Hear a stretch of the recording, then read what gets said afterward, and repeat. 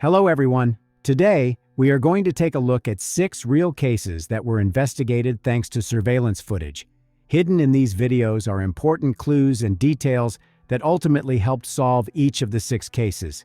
You'll see how silent electronic witnesses captured the final moments, shedding light on mysterious incidents and uncovering the truth.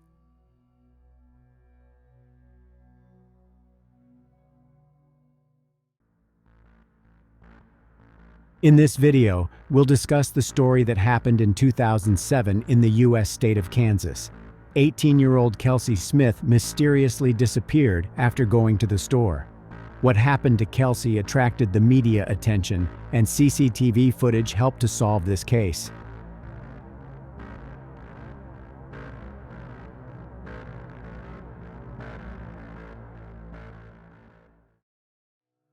Kelsey Ann Smith was born on May 3, 1989, in Overland Park, Johnson County, Kansas. Kelsey was one of 5 children of Greg and Missy Smith.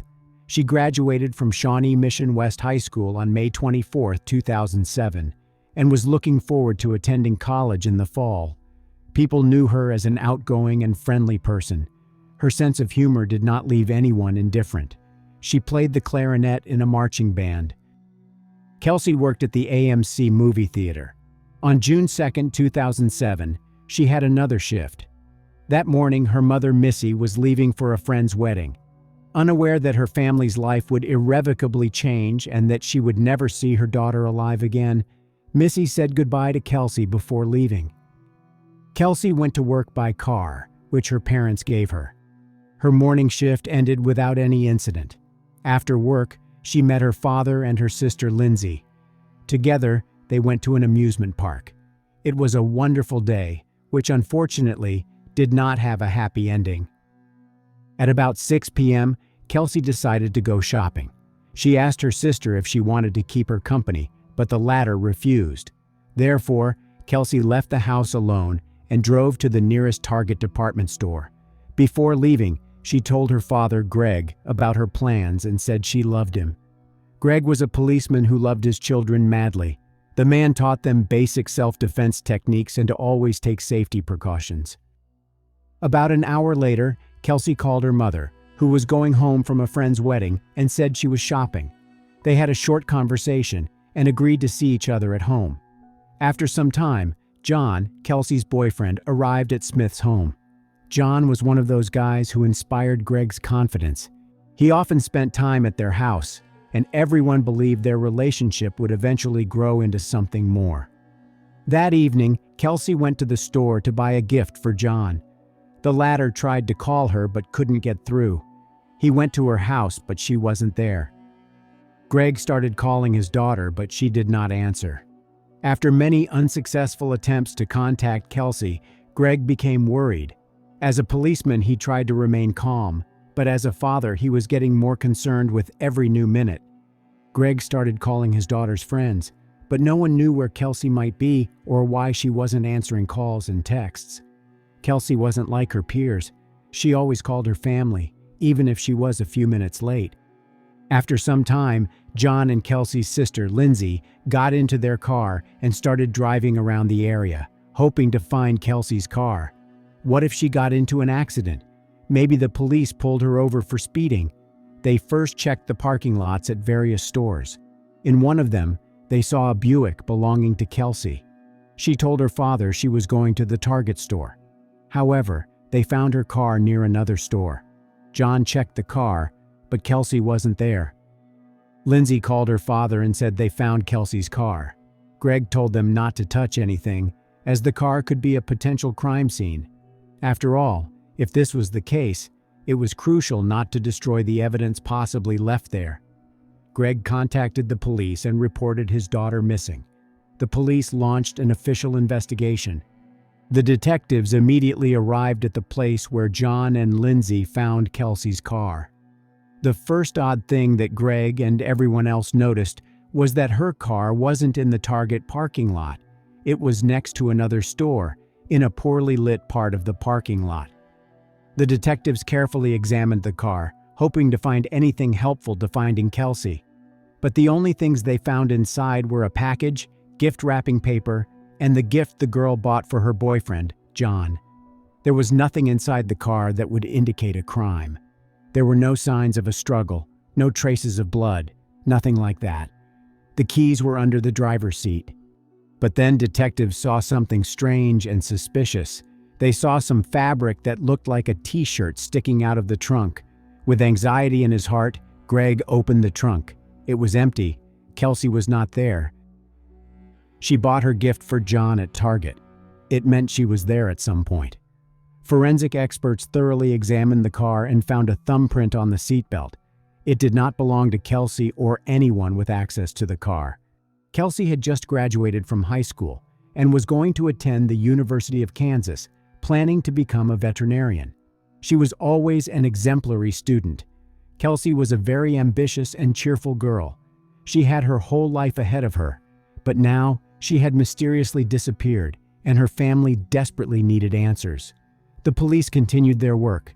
However, apart from an unidentified fingerprint, there was no evidence to indicate that her car was a crime scene.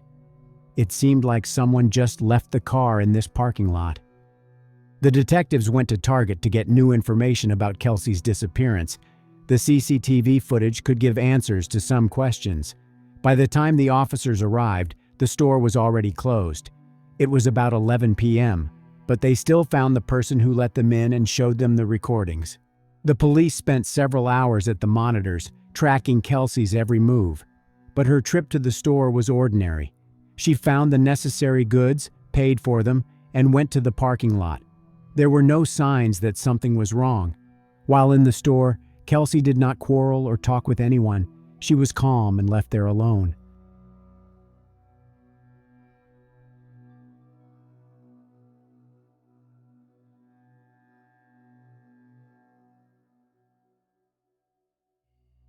But here's what seemed strange. After Kelsey got into the car, she, for some reason, drove in the opposite direction from her house. The recording's quality was low, and it was impossible to see any details. Thus, several more important questions arose.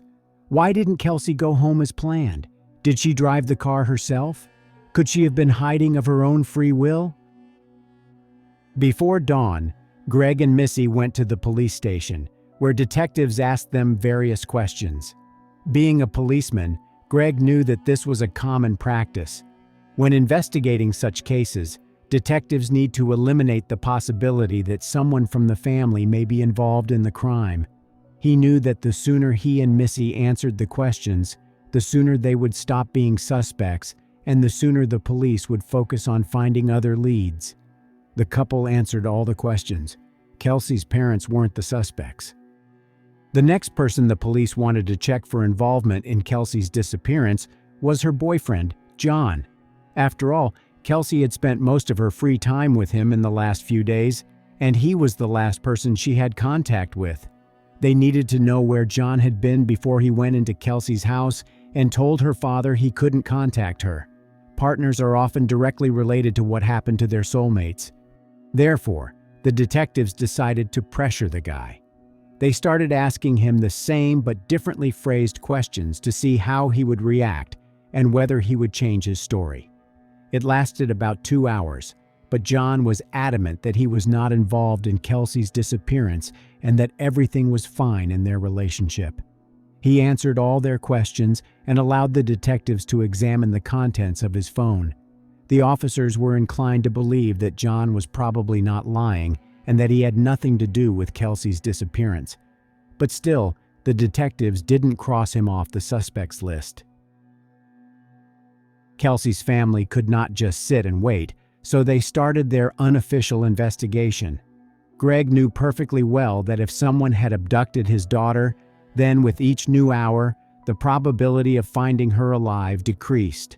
Greg, Missy, and John gathered people ready to help and divided them into groups to search the area. Each volunteer took a bundle of printed missing person flyers and walked around the needed streets, asking if anyone had seen Kelsey.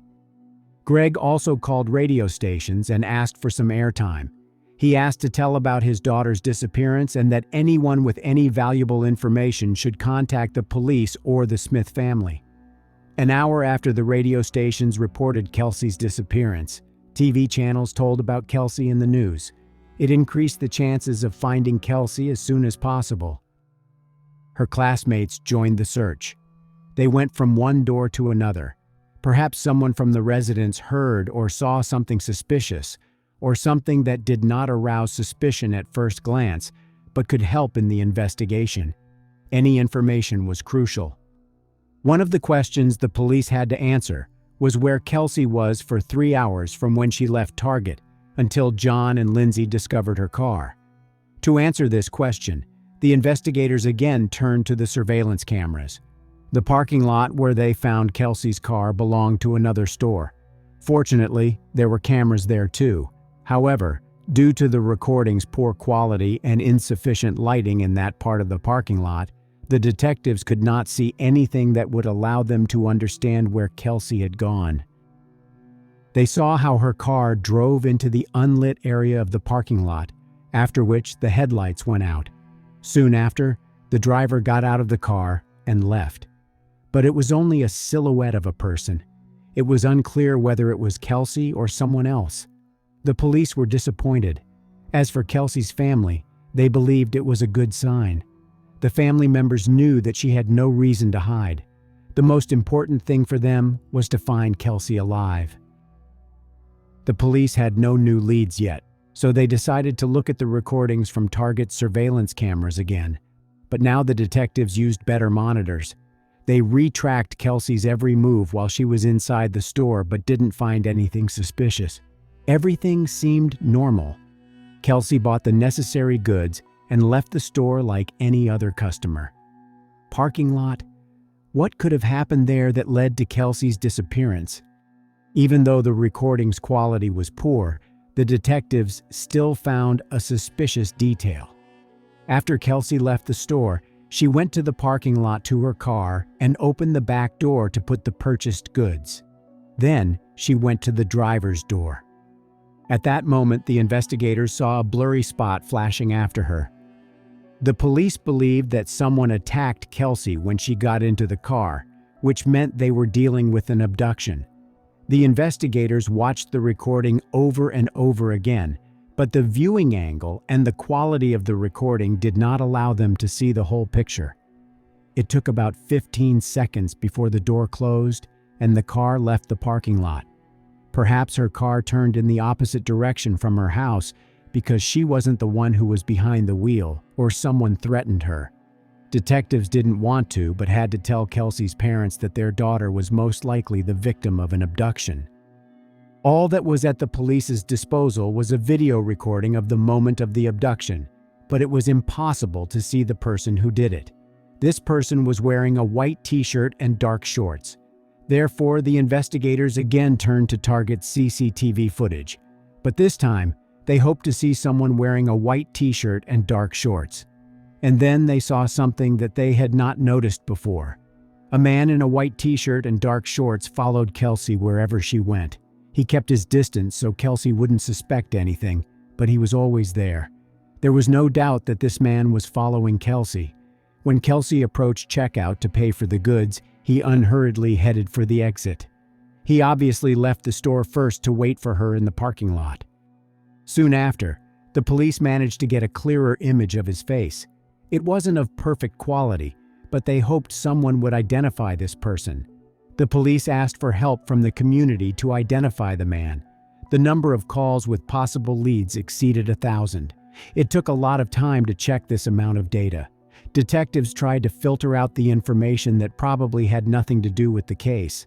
The police interrogated several people who looked like this man, but none of them was the one they needed to find. The breakthrough in this case happened after the police tracked down Kelsey's phone. After she disappeared, her phone was active in a wooded area near Longview Lake, Missouri, about 15 miles from Target. By this time, the FBI had joined the investigation. They organized the search in the area where Kelsey's phone was last active. About 200 people took part in it. Kelsey was found 4 days after her abduction, and just 45 minutes after her cell phone company provided information about her cell phone activity. That's worth paying special attention to. We'll come back to this issue later. Unfortunately, she was dead. The criminal tried to hide the traces of the crime, leaving her body under the leaves and tree branches. Kelsey was naked, which revealed the motive of this crime. Her belongings were a few feet away from her. During the forensic examination, the experts determined that Kelsey died of strangulation. The criminal used her own belt to take her life. The police had to tell her parents the worst news of their lives.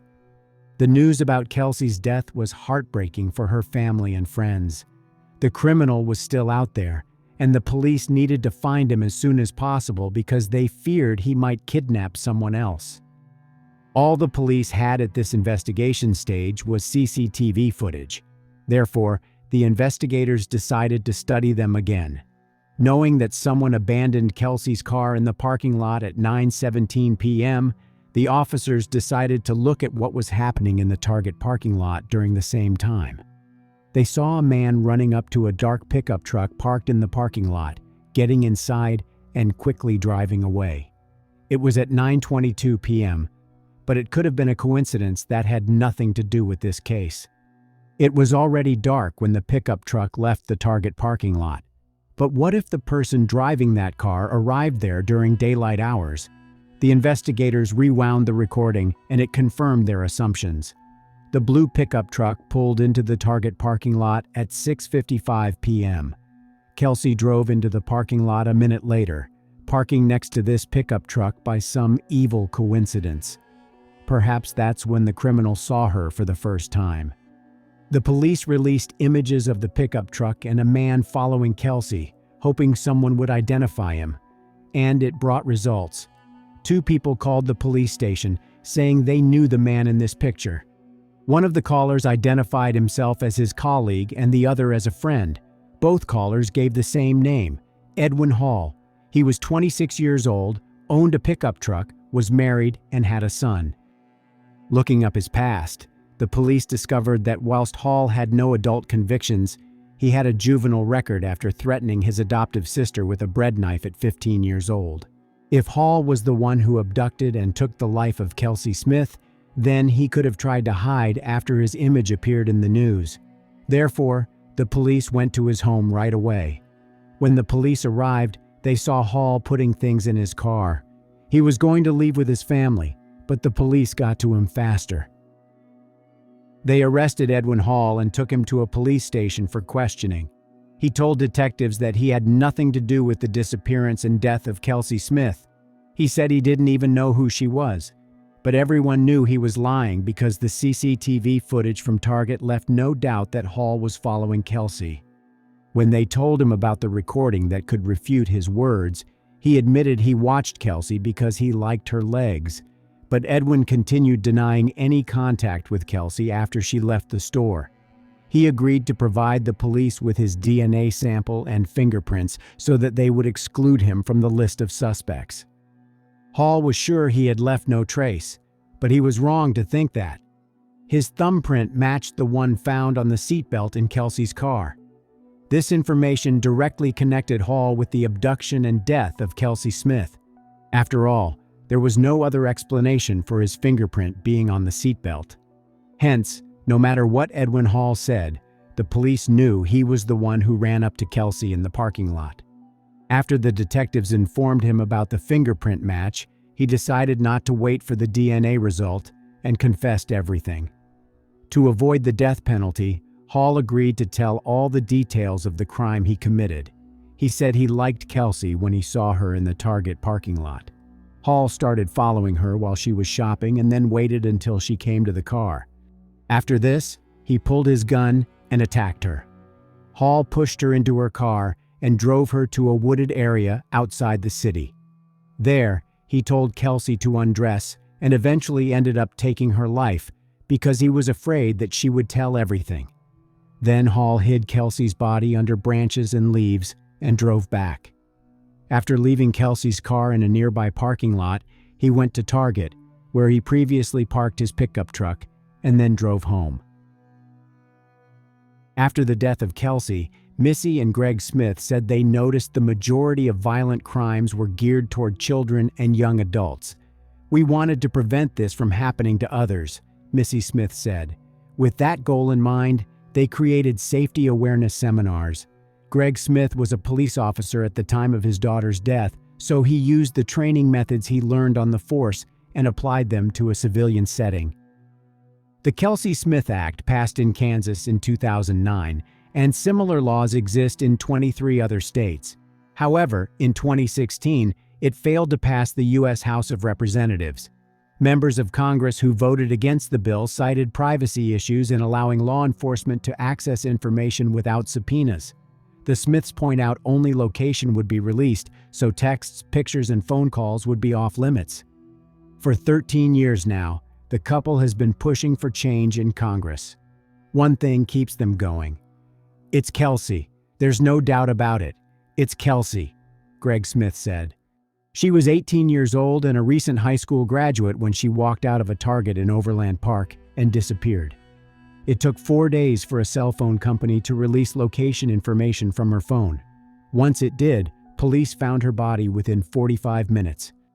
The Smiths dedicated their lives to passing legislation to expedite that process for other families.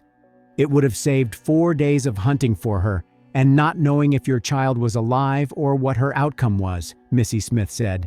If law enforcement determines there's an emergency situation, the Kelsey-Smith Act requires wireless communication providers to turn over a device's location information. It also provides immunity to the phone company for doing so. Bottom line is, it's a tool for law enforcement. We live in a technology world, and why not give them every tool they need to find somebody, Greg Smith said. The legislation says the information should be released if officers assert the phone was used to call 911 in the preceding 48 hours, or if there's reason to believe someone is at risk of death or serious physical harm. In September 2008, the jury found Edwin Hall guilty on all counts. During the trial, he apologized to Kelsey's family and said he was very sorry. The court sentenced him to life imprisonment without the possibility of parole. During the 16 years since her death, Kelsey, who would have turned 34 on May 3rd, has become the face of a movement to force telecommunications providers to be responsive in emergency situations, especially as GPS and cell phone technology has continued to improve and evolve.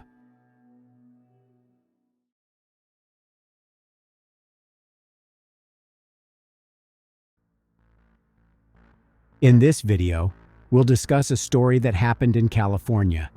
The Thunder Valley Casino's parking lot was the last place 27-year-old Christy Wilson was seen. It was in the early morning of October 5th, 2005. On the evening of October 4th, Wilson had a short phone conversation with her boyfriend, Danny Burlando, assuring him she would be coming home soon. But after that, she mysteriously disappeared. It took the authorities 15 years to find out where did Christy disappear to.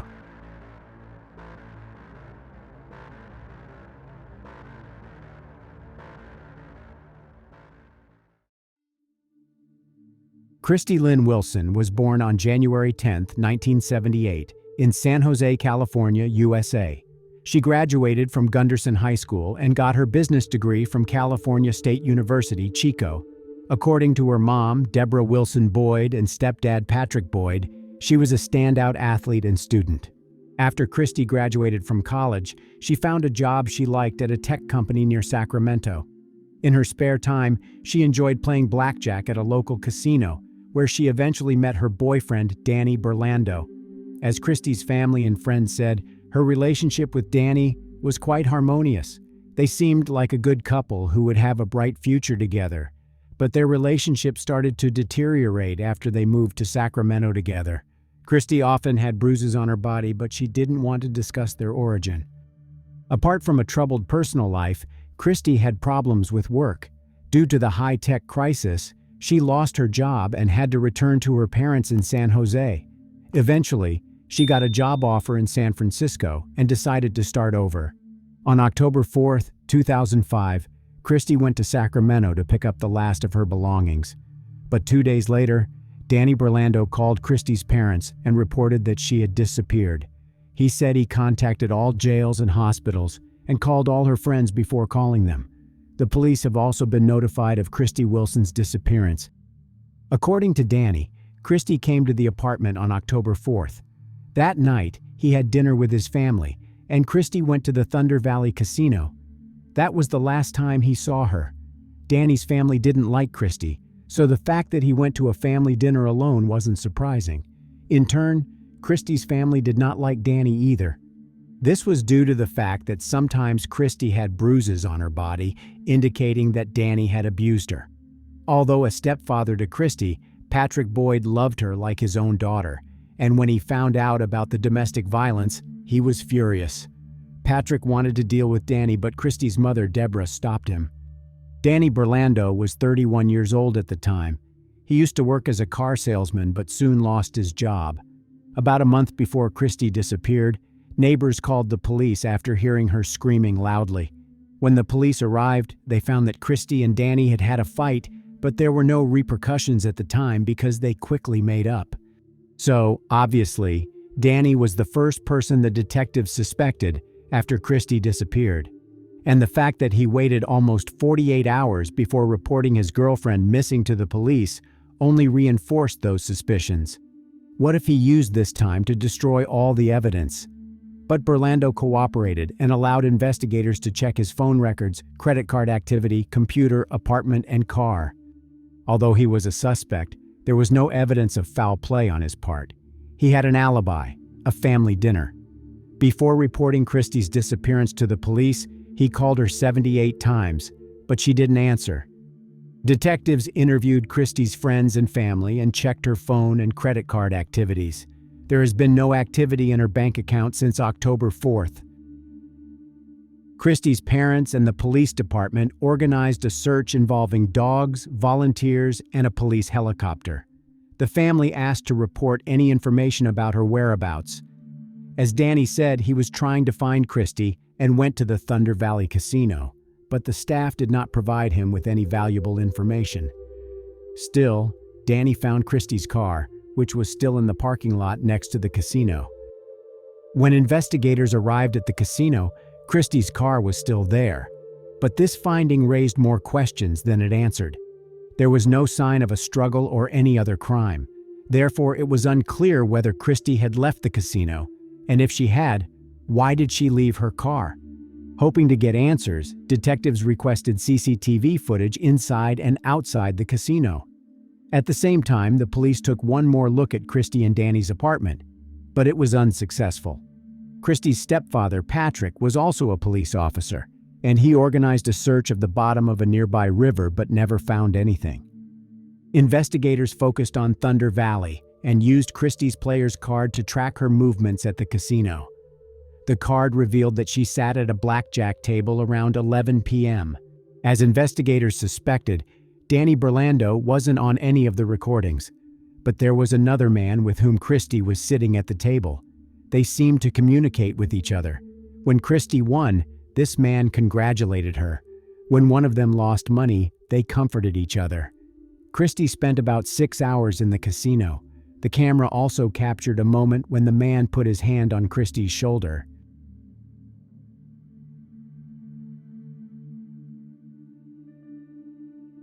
She had ups and downs that night. At first, luck was on her side, and she counted cards very well. However, later, she started losing. Christy became more and more uncontrollable and anxious. Having won too many drinks, she began to lose control of herself. At some point, the casino staff wanted her to leave. When a casino employee asked Christy to go outside and calm down, the black-haired man said, "Don't worry, I'll take care of this, beauty." Soon after, the camera recorded this man getting up and leaving the casino with Christy. During a visit to Thunder Valley, detectives learned that casino employees had found a mobile phone under a blackjack table. As it turned out, it was Christy's phone. Perhaps she didn't notice that she had lost it. It was an unfortunate development for the police. After all, they hoped to find Christy by tracing her phone's location. Further examination of the CCTV footage showed that Christy and her new acquaintance went to the parking lot. About 4 minutes later, a white car left the parking lot while Christy's vehicle stayed in place. The investigators believed Christie could have gone somewhere with an unknown man in his car. Now, the police needed to learn whether she did it of her own free will or if this man forced her into the car. Using players' card data, detectives identified the man at the blackjack table as Mario Flavio Garcia, who lived in Auburn. 53-year-old Mario was a family man. He had 2 sons, was married, and had a relatively successful career in IT. Investigators quickly discovered that the white car they saw on the CCTV footage belonged to Garcia. All this made him the main suspect in the case of the disappearance of Christie Wilson.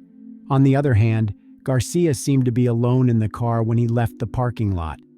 After leaving the casino, Christie never approached her vehicle. Garcia stayed in the parking lot for 3 minutes 41 seconds. Perhaps something happened between him and Christie during that time. Detectives delved into Garcia's life and learned he was a beloved community member and a football mentor. Notwithstanding all this, he had a dark side too. About 25 years ago, he got arrested for kidnapping his ex-girlfriend. Taking her to a secluded place, Garcia forced her into intimacy. Moreover, all this happened at gunpoint. As a result, the case got plea bargained down to assault with a deadly weapon. In other words, Garcia managed to get away with it. He made a deal with the prosecutor's office and got only 18 months of probation. But this was not the only case when Garcia was of interest to the police. A few years after the attack on his ex-girlfriend, Garcia was in a relationship with Lynette Smith. This relationship wasn't a fairy tale story either. In 1979, Garcia, Lynette, and her mother, Violet Davis, celebrated Christmas together. After dinner, the 3 of them got into Lynette's car. On that Christmas night, eyewitnesses reported to the police that a vehicle had fallen into the river and sank near Oakland Airport. Mario Garcia was the only survivor. He told police Lynette was driving, but detectives could not confirm who was behind the wheel. Violet Davis's body was in the car. However, it took them a week to find Lynette's body. Everyone believed it was an accident, and no one received any charges. After the investigators gathered all this information, they decided to talk to Garcia about Christie Wilson, but he claimed that he knew nothing about her disappearance. He said they left the casino together, politely said their goodbyes, and parted. Unfortunately, the CCTV footage could not confirm whether he was telling the truth because at that moment the camera turned in the other direction. According to Garcia, he went home after saying goodbye to Christie, but he lied. After examining the CCTV footage, the police knew he drove in the opposite direction from his house. Garcia told detectives he went straight home and fell asleep. At 8:30 a.m., he woke up and went to work. His wife refused to talk to the police, which meant the detectives could not confirm or deny this version. But when they studied Garcia's cell phone records, it became clear that his entire story was a lie. He didn't go home right after the casino. That morning, he called his wife at 7:51 a.m., and the cell tower that received a signal from his phone was far from his house. Mario also said that he came to work at 9 a.m., and yet his colleague said Garcia was late, appearing around 10 a.m. After talking to all of Garcia's colleagues, investigators learned that the day after Christie Wilson disappeared, Mario came to work with scratches on his arm and a bruise under one eye. As the main suspect said, he received them after falling from a tree he was pruning. The investigators did not believe a single word of it. Who prunes trees at night? Sounds like nonsense, right? The police invited a forensic expert to analyze Mario Garcia's wounds. An experienced expert noted that the scratches on the man's face and body did not correspond to injuries sustained when falling from a tree.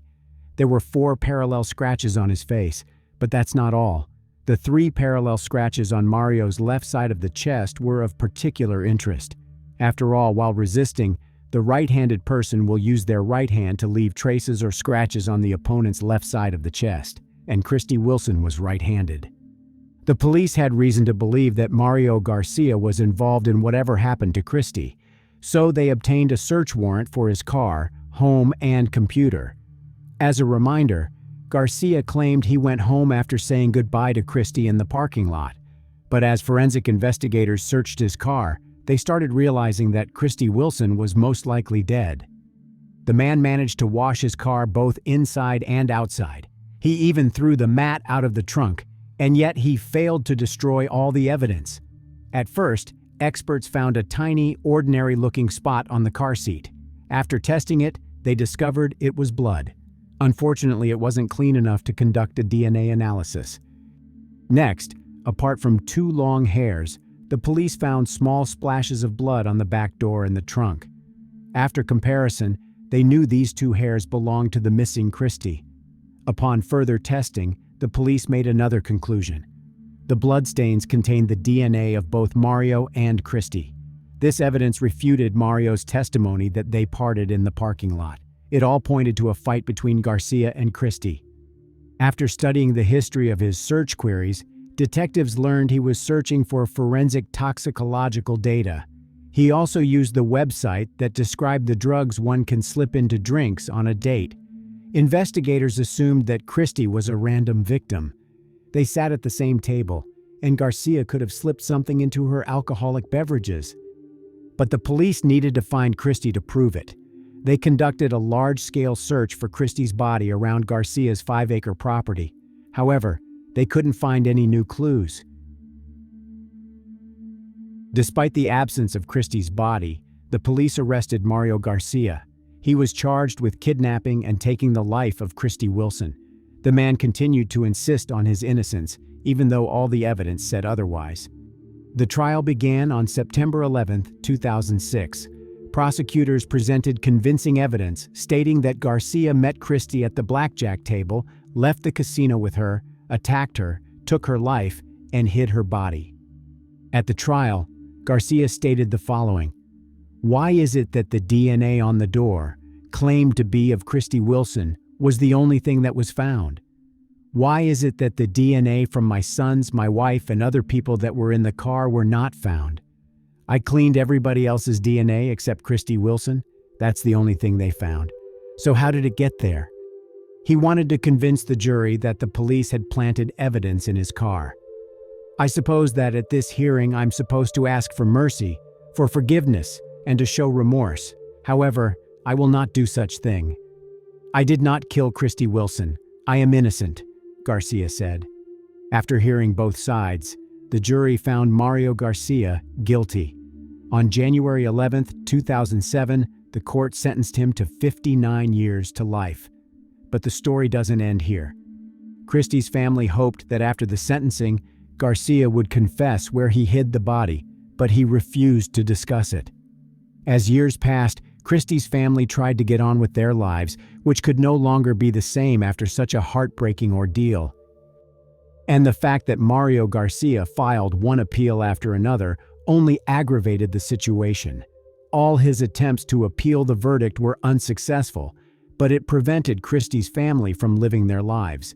And yet Garcia didn't want to spend the rest of his life behind bars. Therefore, he changed tactics.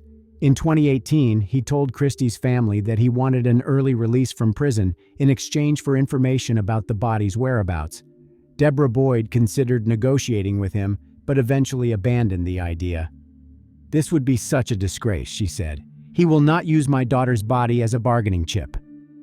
Police appealed to Garcia's family for help. They knew that Jean Garcia divorced Mario after he went to prison. Eventually, she stopped believing Garcia and believed her ex-husband had something to do with the disappearance and death of Christy Wilson. Investigators also contacted Garcia's sons, Chris and Andy, asking them to recall any details of the days when Christy disappeared and the days leading up to their father's arrest. The police wanted to know about Mario's behavior those days. Perhaps there were some changes. Mario's son, Chris, remembered that he had an important football game. He saw his dad working on a tractor. It was kind of frantically. He had a crazed look in his eyes as he was working around the property. Chris wanted his father to attend his game, but Mario said, "I'm not going." And it was a very firm, "I'm not going." Chris found that out of character for Mario. Investigators asked Chris to go with them to his childhood home, which the family lost in 2007. Remembering the details of that day, Chris showed them where he saw his father working on a tractor. It was next to a detached garage along the road. just 100 yards from Garcia's house. Mario has done a great job of making the landscape look like it matches the terrain. After all, he had enough time to do this. Mario had 4 or 5 days to cover his tracks. The law enforcement officers searched Garcia's property using police dogs in 2005, but none of them could find anything at that time. Now, the investigators have decided to act differently. In August 2020, they contacted a company specializing in ground-penetrating radars. The technicians scanned almost all 5 acres of land that belonged to Mario Garcia and accurately identified 8 places where there were voids or pockets under the surface. The first 2 holes produced nothing. The third place pointed out by experts was the one where Mario Garcia was digging with a tractor, and it was there that the police found the skeleton. The examination left no doubt they found the remains of Christy Wilson 15 years after her disappearance. Although the exact cause of her death remained unknown, the experts concluded she had a broken arm and nose. The investigators working on this case for 15 years went to Arizona to personally inform Deborah that they had found her daughter. It was both sad and joyful news for Christy's family. Now they finally had the opportunity to say goodbye to their daughter. At a press conference in Auburn with the Wilson family and District Attorney Morgan Geer, Placer County Sheriff Devin Bell announced the finding, which he said was made without Garcia's assistance. He said the now 67-year-old is a convicted murderer who refused to cooperate, who would not supply any information to contribute to closure for the family, and is exactly where he needs to be: prison.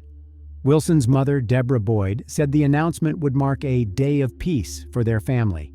"It's a peace we haven't had, and we are so happy to finally be able to close this chapter of torment and be able to move forward with great thanksgiving," she said. "Today is a day that absolutely reflects some of the greatest level of perseverance in police work that a victim's family could ever ask for." Mario Garcia died of pneumonia on December 24, 2020. Christy's family said his death provided them tremendous peace. And although Christy's remains were found on a property he owned in 2005, Garcia never pleaded guilty.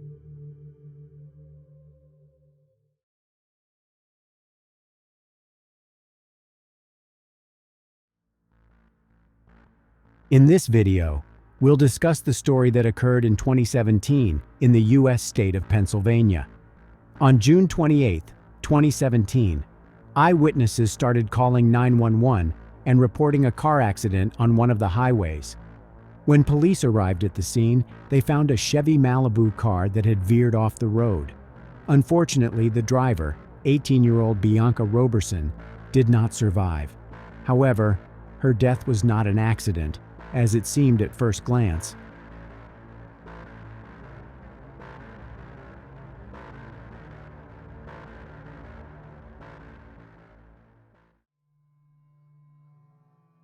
Bianca Nicole Roberson was born on October 17, 1998 in Pennsylvania. She graduated from Bayard Rustin High School in West Chester with straight A's. As a student at Rustin, Bianca was a member of the Black Student Union, received several awards, and was on the honor roll throughout her senior year. She received a 4-year merit scholarship to Jacksonville University in Jacksonville, Florida, aspiring to major in criminal justice to become an FBI forensic agent. Over the years, she was a Girl Scout, a cheerleader, and played basketball. She took lessons for flute, violin, clarinet, and guitar. She was also an artist. Bianca, who resided with her mother and her maternal grandmother, Josephine Perry, was eager to experience the freedoms and challenges of dorm life, her mother said. Unfortunately, all her plans collapsed. On June 28, 2017, Bianca, her mother, and her grandmother were shopping at Walmart. Bianca was preparing to move to Florida and looking forward to a new chapter in her life. Having bought everything, Bianca and her family went to the parking lot. Each of them got into a separate car. They planned to meet at home later. Her mother and grandmother had other things to do, and Bianca immediately went home. She had to drive about 10 miles. Bianca knew this road well, yet this car ride was the last for the young woman. About 10 minutes after she left the Walmart parking lot, eyewitnesses of the accident started calling 911. The first responders went to the scene right away. The driver of the Chevy Malibu was Bianca Roberson. The paramedics could not help her. She was pronounced dead at the scene. At first glance, the injuries on Bianca's head indicated that she had received a severe blow when the car veered off the road. Many people driving along the highway at the time of the accident stopped near the scene even before the police and ambulance arrived. After interviewing eyewitnesses, the police found out one crucial detail. One of the witnesses claimed that Bianca went off the road after a collision with a red pickup truck, which then fled the scene without even stopping. "I hope it's not Bianca." That's what the grandmother said to herself as she drove past the car crash scene, intending to meet her granddaughter at home. She had no idea that the cause of the traffic she got stuck in was the crash involving her granddaughter. By the time Bianca's grandmother returned home, 2 police officers were already there to report the car accident that claimed her granddaughter's life. Bianca's mother, Michelle, couldn't believe all this was happening to her. The death of a child is perhaps the worst thing that can happen to parents. "Never in my wildest dreams did I imagine anything like this," said Michelle, a nurse in Delaware County. After losing her son, 22-year-old Michael James Rowley, to a heart condition in 2013, she truly believed her pain would lessen. Instead, it has doubled. "I don't even know who I am right now. I am just existing," Michelle said. "They were my breath, my reason to get up. I'm the mom of no children now." Michelle Roberson has lost her second child, and all this is heartbreaking. She said she did not leave the house for quite some time and constantly cried. Divorced since 2006, Michelle and Rodney Roberson managed to become amicable co-parents, thanks to Bianca. "Our divorce wasn't pleasant," Rodney admitted. "Bianca didn't like the way I was talking to her mother, and she set me straight. Because of the love we had for her, it made everything calm down." Bianca was devoted to family, and she especially loved being her daddy's girl. "If I had a favorite, Bianca was it," her father said. Even more than looking forward to being on her own, her parents said Bianca was happy to be moving closer toward achieving her dream of being a forensic specialist for the FBI. "She was focused on her future, and nothing was going to get in her way," said Bianca's father, proudly adding that his daughter had received a 4-year merit scholarship for Jacksonville University, one of 4 schools to which she applied, and one of 3 where she had been accepted. She also was accepted to Coastal Carolina and the University of Georgia. Detectives requested CCTV footage to verify the version that Bianca's car veered off the road after a collision with a red pickup truck. After all, if the cause of Bianca's death was a collision with another car, then it wasn't just an accident. It was a crime. If this was the case, the police needed to find the culprit. But the truth they soon discovered was even more shocking. While the detectives were waiting for the footage, there was another turning point in this case. Everyone thought Bianca died after going off the road and hitting her head. But during the autopsy, forensic experts determined that the cause of her death wasn't a car crash. They found a bullet in Bianca's head. It radically changed everything. What initially looked like an accident and then a collision with a red pickup truck was actually death from a gunshot wound to the head. After receiving the autopsy report, the detectives went to meet Bianca's family. They had to tell Bianca's parents that her death was not an accident. It was an even bigger shock for everyone, especially her mother. Michelle was confused. Why would anyone do such a thing to her daughter? The family could not name a single person who could wish Bianca harm. She had friendly relations with everyone. Robersons needed answers, and investigators were doing everything possible to find the person responsible for Bianca's death. The detectives did not see anything suspicious while reviewing the footage from cameras at Walmart that Bianca and her family visited on the day of her death. They analyzed their every move from when Bianca and her family exited their cars to when they left the parking lot. The detectives ruled out the version that someone who was at Walmart could have chased Bianca and then fired a fatal shot at her. After all, While at Walmart, she did not quarrel with anyone. They just bought everything they needed, loaded everything into Bianca's car, and left. It could mean the reason for Bianca's death was something that happened while she was driving along the highway in the direction of her house. "We put all the bags in Bianca's car," her mother said, referring to the 2009 Chevy Malibu the family bought for Bianca from CarMax for her 16th birthday.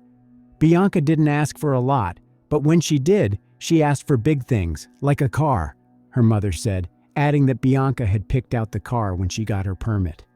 "She got everything she wanted," Michelle Robertson said. "I don't call it spoiled, I call it loved." But Bianca was willing to work for things she wanted. She got her first job at McDonald's at the age of 15. After 2 weeks, she traded in fast food for a dietary aide position at the Whitehorse Village retirement community in Delaware County. "I have a stack of letters and cards from the residents there who loved Bianca," Michelle said. Soon after, the police obtained the traffic CCTV footage. There were no cameras at the place where Bianca veered off the road, but there was one about a mile away. Let's look at Google Maps. Here is where Bianca went off the road. As you can see, 2 lanes merge into one at this point. When the investigators watched the recording, they saw something that confirmed the story about Bianca having some conflict situation with the driver of the red pickup truck. The footage showed their cars driving side by side. Here, they're approaching the place where the 2 lanes merge into one. Perhaps the conflict arose because one did not give way to the other. Knowing the outcome of this confrontation, the investigators assumed that the driver of the red pickup truck could be the one who fired the fatal shot. Unfortunately, the footage was of poor quality. Neither the license plates of the pickup truck nor the driver's face were visible. However, from that moment on, the driver of the red pickup truck became the primary and only suspect in the case of Bianca Roberson's death. Detectives had to find out the identity of this man, but all they had at that moment was a blurry image. None of Bianca's family members knew anyone who owned a red pickup truck. The police again talked to those who were at the scene of the incident and those who called 911. None of them saw the license plate of this car. Friends and strangers, young and old, too many to count, have reached out to the Robersons in support, beginning at a vigil held 2 days after her death. They've heard from teachers who had known Bianca over the years. "Bianca changed me and how I was going to teach," one educator told Michelle. "Bianca was our Save the World child. If a parent put a child out, Bianca would sneak them into our house," Michelle said.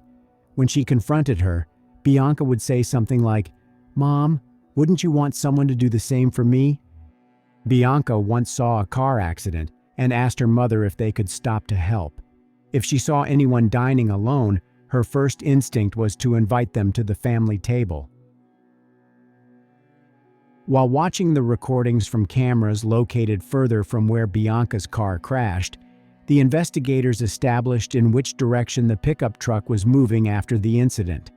They needed a higher quality recording to know the car's brand, model, and license plate.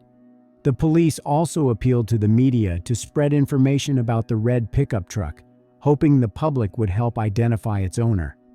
Detectives established that after an incident, the driver of a red pickup truck turned towards Powley Pike. They started going around houses and various shopping facilities in the area, searching for cameras that could have captured the pickup truck. They managed to find one surveillance camera, and the footage was of good quality this time.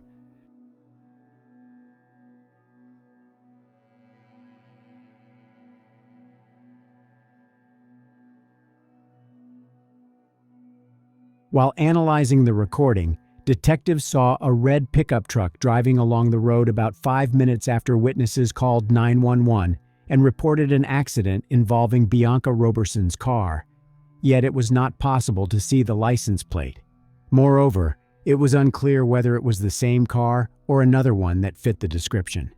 While the investigators continued to look for other recordings and go from one door to the other, there was another breakthrough in the case. 2 days after the incident, a woman contacted the police, saying she had seen the car they were looking for. Moreover, she even saw the face of the person sitting behind the wheel. This woman said a red pickup truck overtook her, stopped at the Powley Pike intersection, and then turned left. This information was crucial to the investigation because it narrowed the search circle. Moreover, it meant that the pickup truck from this footage wasn't the car they were looking for. It was just a similar-looking truck. The woman who contacted the police helped the forensic artist to create the suspect's sketch. She described him as a white male, aged 25 to 35 years, with brown hair and a stubble beard. The police hoped that someone would recognize this person and inform them about it. They showed the suspect's sketch to Bianca's family. However, they didn't know anyone who looked similar to the sketch. The investigators also began to assume that Bianca's death could have been a hate crime. Knowing that the red pickup truck turned left at this intersection, the detectives went around the establishments and houses on this street, hoping to find a good quality recording that could answer some of their questions. Soon, they found what they were looking for. The owner of the house, located less than half a mile from the intersection, provided the police with a recording from the surveillance camera aimed at his driveway. Having determined the approximate time it would take to get there from the crime scene, the police quickly found the needed car. Although the footage had better quality than the previous one, its angle of view prevented the law enforcement officers from identifying the car or the driver. The police made a lot of effort to find another recording from the camera located at a closer distance, and luck was on their side. While they couldn't see the license plate, they did discover the car's distinctive features. Namely, the car had a sticker on the right side window, a vertical dent on the passenger door, and damage to the hood. These distinctive features could greatly simplify the search for this car. The police wanted to speed up the process, so they appealed to the public for help through the mass media. They offered a $5,000 reward for information that could help find the truck or its driver. The investigators were sure that someone would definitely recognize this particular vehicle. 3 days after Bianca Roberson died, a lawyer called the police station and said he had a client who wanted to turn himself in, mentioning the latter's connection with an incident that resulted in the death of 18-year-old Bianca Roberson. This incident happened this past Wednesday at approximately 5:30 p.m. Bianca Roberson, 18 years old, recently graduated from Westchester Ruston High School, on her way to Jacksonville University. Her whole summer in front of her, her whole life in front of her, a loving family. She was driving down Route 100. Route 100 is a two-lane highway, the Route 100 spur, just a couple miles from here, and it merges into Route 202. And where it merges, it goes from 2 lanes down to 1. That's the same merge that people in the southeastern Pennsylvania make thousands of times every day. All across the region, people do that without problem. But last Wednesday, as Bianca was merging down from 2 lanes to 1, there was a man in a red pickup truck also merging down. And they jockeyed for position. And he wasn't happy. So he pulled out a gun and shot Bianca in the head. The driver of the red pickup truck turned out to be 28-year-old David Desper from Pennsylvania. He showed up at the police station with his lawyer. Desper refused to testify but agreed to a search of his house. The man also told them where his pickup truck was. Desper was arrested and charged with taking the life of Bianca Roberson. The police found the pickup truck at the place indicated by Desper. Stickers on the side windows, the damage, and the rims left no doubt it was the vehicle the police were looking for. During a search of Desper's home, investigators also found a gun the man used to shoot Bianca Roberson in the head. The police were sure they found the culprit. However, the motive of this crime remained unknown. Over 800 heartbroken family, friends, and community supporters gathered at the St. Paul's Baptist Church in the borough of Westchester, located 25 miles west of Philadelphia, on July 7th for her homegoing service. A church banner proclaimed patience, kindness, goodness, gentleness, self-control. During the funeral service, among those who paid tribute were her brothers, officials from Bayard Rustin High School, where she had just graduated, the chief admissions officer at Jacksonville University, which she was to attend in the fall, and friends. What emerged was a portrait of an extraordinary young woman. Speaker after speaker extolled her brilliance and virtues. In providing the eulogy, Pastor Wayne Croft Sr. linked the shooter with the likes of George Zimmerman and Michael Dunn.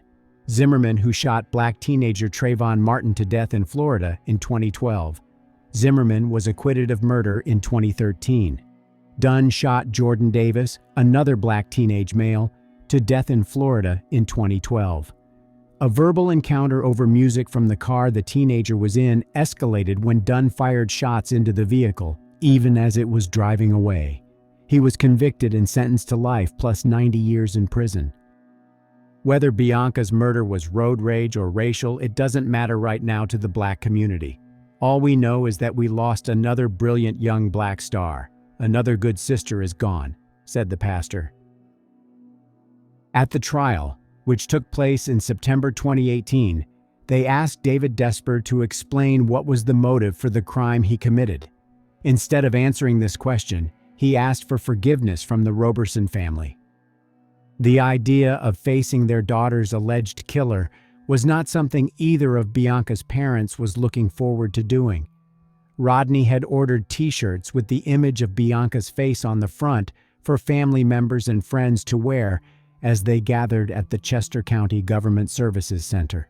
They also had bracelets inscribed with the words, "Bianca Roberson, a rose in God's garden," and a banner that read, "Justice for Bianca Nicole Roberson, who was murdered on Wednesday, June 28, 2017. I don't know what my reaction will be when I see him, the guy who held the gun that shot my daughter. I know I'm not going to do anything stupid," Rodney said of Desper. "He just took her dreams. He didn't have that right," Michelle said. "I can't get her back. I need to get her back, and I can't. I need to comfort her, and I can't. I'm her mom, and I can't do that. And he's still here," she continued through more tears. "He gets to talk to his parents, to hug them. He is 28. She is just 18, just a baby." The prosecutor suggested that the reason for the traffic conflict was that Bianca did not give way to Desper when the two lanes merged into one. Then he rolled down the window on the passenger side and pulled the trigger. Realizing the consequences of his actions, Desper fled the scene, left his pickup truck with a friend in Pennsylvania, and tried to escape to Delaware. But when his sketch and the distinctive features of his pickup truck appeared in the news, he decided to hire a lawyer and turn himself in. The police studied his social media accounts and interviewed his friends but found no evidence it was a bias-motivated crime. Therefore, they didn't charge the man with a hate crime. District Attorney Hogan added there was no indication that we're aware of that this was a race crime or a hate crime. Many begged to differ with that assertion. Before the sentencing, the defense called Desper harmless and an almost juvenile 28-year-old who in his spare time played with cars. They called him a big kid and argued that Desper essentially gave the government the case because he turned himself in. The defense said Desper was driving home when a car came up on him and startled him. He took the gun and fired it. They said there is no monster or menace. If you're a 28-year-old man operating a motor vehicle with a loaded firearm, you're not a big kid, objected prosecutor Chris Miller. It turned out Desper's own mother had shared a Facebook post about police looking for the man who murdered Bianca Roberson. She'd later learn it was her own son. Wendy Desper said she has love for Bianca's family and prays for her. "I'm sorry for what my son did," she said as her son sobbed. Rodney Roberson struggled to speak through tears as he addressed his daughter's killer. "My questions for the defendant are simple. Why in God's name did you shoot my daughter? Because she was young? Because she was black? Because she was a girl? Because you wanted to go first on the road? Because you had a bad day? All my dreams for Bianca were coming true, until the day that the defendant murdered my daughter, he added. All I have left of Bianca is my memories. David Desper pleaded guilty to third-degree deprivation of life. The court sentenced him to 40 years in prison with the possibility of applying for parole in 20 years. Judge Anne Marie Wheatcraft brushed away tears as she announced the sentence, telling Desper, "I don't believe you were afraid. I believe it was anger." The 20 to 40-year sentence County Judge Anne Marie Wheatcraft imposed is the maximum for that grade of homicide. Desper attempted to appeal the sentence, but his appeal was denied.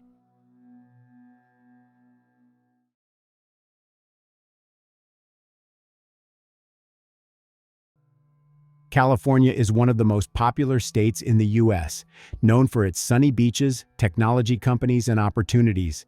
For some people, California becomes a place where their dreams of a better life come true. People come here in search of work, education, new opportunities, and prospects. They're willing to work hard to achieve their goals and realize their ambitions. Some of them become successful entrepreneurs, artists, or athletes, and some find happiness in family life. Not all dreams are meant to come true. For some, California becomes a place of disappointment and dashed hopes. Maribel Ramos worked in security at a department store after high school and had a long-term goal of joining law enforcement. She would need a college degree, though, and, to afford that, she joined the Army. Maribel served 2 combat tours in Iraq and was about to graduate from Cal State Fullerton with a degree in criminal justice in the spring of 2013. Friends reported Maribel Ramos missing on May 3, 2013, when she was a no-show at scheduled events. She was last seen on video dropping off her rent check. Maribel shared an Orange, California apartment with a roommate, Kwang Chol KC Joy. Adding an eerie layer of mystery was the fact that Maribel reached out to 911 a week and a half before vanishing. She said she was scared in the recorded call and that she'd take desperate measures to protect herself. Maribel Ramos, a 36-year-old U.S. Army veteran, aimed to transition back to civilian life after 8 years of service. She knew what she wanted to achieve and had the determination and tenacity to do it. After finishing her military career, Maribel readily shifted her focus to other facets of life. One of her big decisions was to go to university. She moved into an apartment with her mother in Orange, California, and lived there until her mother died in 2009. With the apartment to herself, Maribel reached out to her sister, Lucy Gonzalez, to see if she would move in. Unfortunately, Lucy turned her down, explaining that she and her daughter were settled where they were, but that they would move in if Maribel couldn't find a roommate. Maribel decided to put out an ad on Craigslist for a new roommate, and soon received a handful of inquiries. But one stood out. A man named Kwang Chol Joy reached out to Maribel to inquire about the apartment. In his message, Kwang described himself as an easygoing man looking for a place to stay while he searched for a job in Huntington Beach. After meeting with Kwang, both Maribel and Lucy Gonzalez determined him to be a quiet, well-mannered man. He also told the sisters that he had never been married and had no children. For Maribel, who was close to finishing her degree, the peace that might come with having a quiet, solitary roommate seemed too good to pass up. In the weeks after Kwang moved in with Maribel Ramos, it became clear that he truly didn't have anyone in his life. Kwang was constantly at home by himself and very rarely left the apartment. Before long, Maribel started inviting Kwang to family events. As he accompanied Maribel to these dinners, games, and parties, he got to know most of her family. Gradually, Maribel Ramos's relationship with Kwang morphed into a friendship. The two regularly walked their dogs and went on grocery runs together.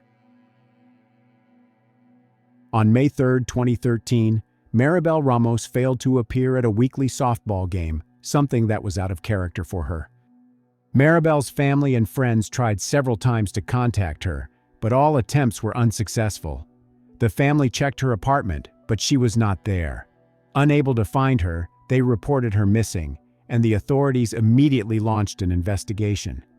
The police went to the address where Maribel lived. When they arrived, they saw her car parked next to the house, but when they knocked on the door, no one answered. The neighbors interviewed said they had not seen or heard anything suspicious. Everything looked perfectly normal from the outside. The officers did not see any broken windows or other signs of a break-in. They decided to go inside and see if Maribel needed help. At first glance, everything in the house remained in its place. There was absolutely no indication that any crime had occurred there. However, the light in Maribel's bedroom was on. The bed was unmade, and one of the pillows had no pillowcase. It was rather strange. According to Lucy, her sister would never leave such a mess. An inspection of the room showed that Maribel hadn't intended to go on any trips. All her clothes were in place. The only things missing were her cell phone, wallet, and ID. Considering Maribel's car was parked near the house, the investigators had certain suspicions. Maribel Ramos had undergone extensive military training. She was a disciplined person. Maribel was not the type to just disappear without a trace, so this atypical behavior made everyone think she was in trouble. When the investigators arrived at the house, Maribel's neighbor, Kwang Chol Joy, appeared unexpectedly. He reported that he had last seen Maribel the previous day around 10 p.m. He had gone for a walk at that time and returned an hour later, but Maribel was already gone. Surveillance footage from 8:15 p.m. on the evening before her disappearance showed Maribel dropping off her rent check.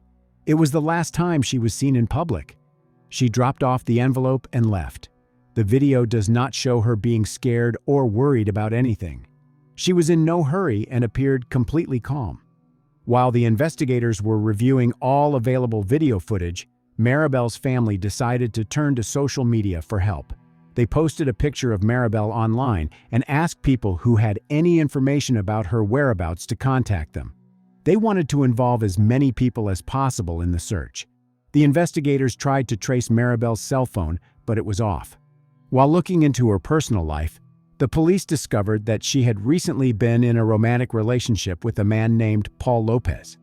He was the last person to speak to Maribel on the phone the day before she disappeared. So he, of course, had to appear at the police station to answer some questions. Paul acted very confident. He said that he and Maribel had just started to develop a relationship and had not gotten close enough yet.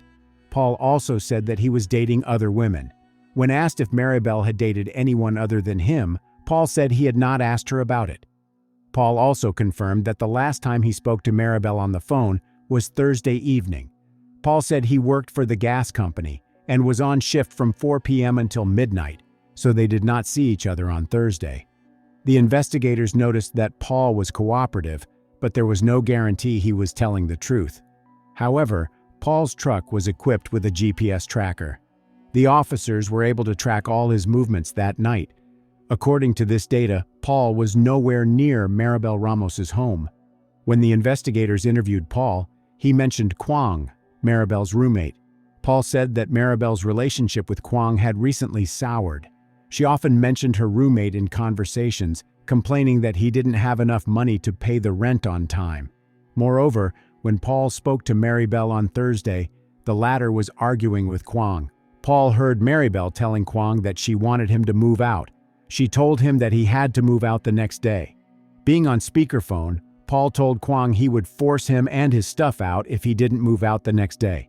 Paul offered Maribel his help and said he would stop by if necessary, but she replied there was no need for that and that she was going to bed. That was their last conversation.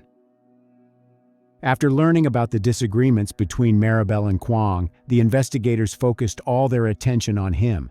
Kwang was 54 years old. He came to the United States from South Korea as a teenager. He didn't have any significant offenses on his record, and there was nothing to indicate that he had a criminal past. However, digging into his life, they discovered a history marred by anger. According to his sister, Kwang had such a violent temper that she filed a restraining order against him. Checking his social media accounts showed that he and Maribel Ramos were quite close. However, when the investigators spoke with Maribel's family, it turned out that her relationship with Kwang was not as perfect as it looked in numerous photos on social media. It seemed like Maribel Ramos and Kwang had the perfect roommate situation until Kwang decided he wanted more. In the summer of 2012, Lucy Gonzalez received a call from Kwong. He confessed to her that he was in love with Maribel and that he wanted to marry her and have kids with her. Stunned, Lucy Gonzalez told Kwong that while he was deserving of what he was looking for, Maribel was not interested in him in that way. Lucy later told Maribel about the phone call and advised her to reject Kwong quickly before the situation got out of hand. Maribel reportedly spoke to Kwong and made it clear that she was not romantically interested in him. At first, it seemed as if Kwong had taken the rejection well, but over time, he started turning to drastic measures in an apparent attempt to change Maribel Ramos's mind. He bought a whole new wardrobe, got a tattoo, paid to take Maribel on a cruise, and even reportedly spent more than $10,000 on plastic surgery to look younger. It soon became clear that Kwong Chol-joy's relationship with Maribel Ramos had shifted from amicable to obsessive. Eventually, the police uncovered a gruesome piece of evidence, a frantic phone call Maribel made to 911 only 12 days before her disappearance. In the call, Maribel claimed to feel unsafe around her roommate, saying, "I'm just calling to let you guys know that if something happens that I did it because I was trying to defend myself." Orange, please. Okay, well, I just want to let you know that I have a roommate that should be leaving at the end of the month. We had a conversation today that he kind of freaked me out. I'm not feeling comfortable around him anymore. I'm feeling threatened. What's your name? My name is Maribel. My name is What's your last name, Maribel? Ramos. Ariel. Okay. At the end of the month, I want him to leave, and from now until then, I just feel like I have to lock my door, which I will, because he sounded like he would hurt me. Like, it was weird. Why are you crying? Because I'm afraid. What? Your roommate? I'm not comfortable with him anymore. I'm just like calling so that you guys know that if something happens, that I did it because I was trying to defend myself. This conversation was recorded 12 days before Maribel Ramos disappeared, and the fact that she, having good physical training, was afraid of Kwong meant that there were reasons for this. As already mentioned, Maribel served 2 combat tours in Iraq. Perhaps she had some kind of psychological problems because of this. Military personnel have to face many difficulties, and this later often affects their civilian life. To figure out what happened between Maribel and Kwong, the investigators called him in for questioning. He seemed calm and friendly. Kwong said Maribel was a close person to him and that he was very worried about her disappearance. According to Kwong, he was Maribel's roommate for about a year and a half, and they had a great time together. They went on a cruise together, danced at the clubs, and had fun at parties. However, the investigators knew things were not as perfect as Kwong said, and asked him to explain Maribel's 911 call. Kwong stated that they had gone to karaoke together that night and had an argument. He claimed that when Maribel drank alcohol, she was usually either very friendly or aggressive. According to Kwong, at some point that evening, she started yelling at him and saying that she did not like him and was not attracted to him. He replied that he did not understand the essence of the problem because they were having a good time. After that, she called 911. When asked about the last time they argued or quarreled with each other, Kwong said he and Maribel had a fight on Thursday evening over the rent. Kwong thought the detectives should take a closer look at Paul. According to Kwong, the last time he saw Maribel was around 9 p.m. when he went out for a car ride to calm down after an argument. When he returned home, Maribel was no longer there, and he believed that either Paul had picked her up or someone else had because her car was still there. Kwong's story seemed convincing, but one detail in his appearance troubled the investigators. He was wearing a t-shirt, and the investigators saw big scratches on his arms. They looked quite fresh. When asked to explain the origin of the scratches, Kwong stated that he was walking in the park and scratched himself on some bushes. Although this seemed suspicious, there was no evidence that Kwong was involved in Maribel's disappearance at this investigation stage, so he was released. The investigation into the disappearance of Maribel Ramos hit a dead end a few days after it began. As time went on, the chances of finding her alive were decreasing. In search of any new clues, the detectives decided to involve forensic experts for a detailed inspection of the house where Maribel lived. They hoped modern technology would help them discover what could not be seen with the naked eye. At this time, Kwong was actively cooperating with the police. He allowed them to search his rental car without a warrant. For a more detailed examination, the authorities also used a police dog trained to search for human remains. However, the dog did not detect any scent in the house, Maribel's car, or Kwong's car. Meanwhile, in the days after Maribel Ramos's disappearance, Kwong was spending a lot of time online, commenting on online forums related to Maribel Ramos's case to declare how much he missed his friend.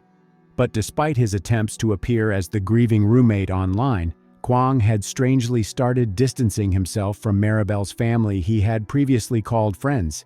He also refused to participate in most of the vigils and searches for Maribel.